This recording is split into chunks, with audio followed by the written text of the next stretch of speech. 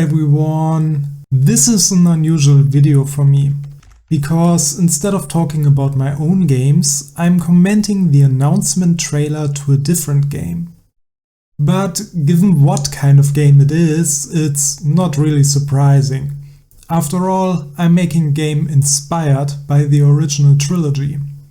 Because I'm a huge fan. Of course, I'm talking about Alone in the Dark, and that trailer really gets my hopes up. But also leaves me, as a fan, with some really important questions. Well, important for me at least. So the trailer starts with this girl, and she is playing Hangman. Now, I only watched the trailer by chance. I didn't know anything about supposed leaks at that point. But once the handmaid said Deserto, I knew this was Alone in the Dark. And from that point, the girl actually became the most interesting part of the whole trailer for me. I'm probably reading too much into this, but she reminds me of someone. Someone I once saved from a pirate captain and a very talented voodoo witch. That girl looks a lot like Grace Saunders from Alone in the Dark 2. Of course, the original model is so low poly, it's difficult to see any resemblance based on the facial features. But that's exactly why I find the chosen color scheme so interesting. Red hair, blue clothes, and of course a girl of roughly the same age.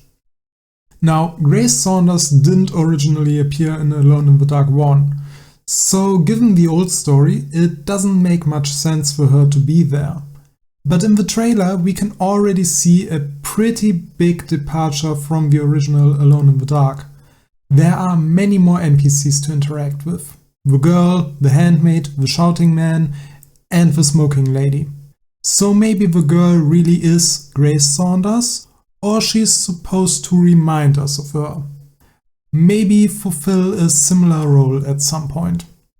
Again, I'm just speculating.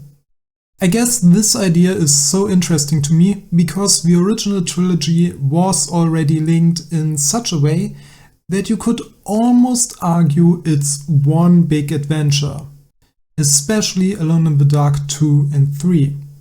You could argue there's a scene in 2 referencing the location in 3, while 3 has a grave of One-Eyed Jack, the villain in 2. And of course there's the crew photo of 2 in 3, as well as the connection between the main antagonist of 3 to the villains in 1 and 2. And that linking is something I'd have focused on more if I ever had gotten the chance to remake the trilogy. So maybe Pieces Interactive had a similar idea. Or maybe I'm just a fan reading too much into it. I swear I haven't plastered my wall with photos and red strings. Another big difference to the original game, next to the graphics, is of course the perspective. I don't actually mind the over-the-shoulder view. Working on my own game, I realized how difficult it is in terms of dynamic gameplay to have fixed camera angles. And these days, their biggest advantage, the reduced number of 3D objects on screen, isn't really worth considering anymore. PCs are fast, and especially a non-indie game should utilize what modern hardware is capable of. And I mean, the perspective worked in Resident Evil 4 and Dead Space, so why not here? I'm just glad this isn't a first-person game.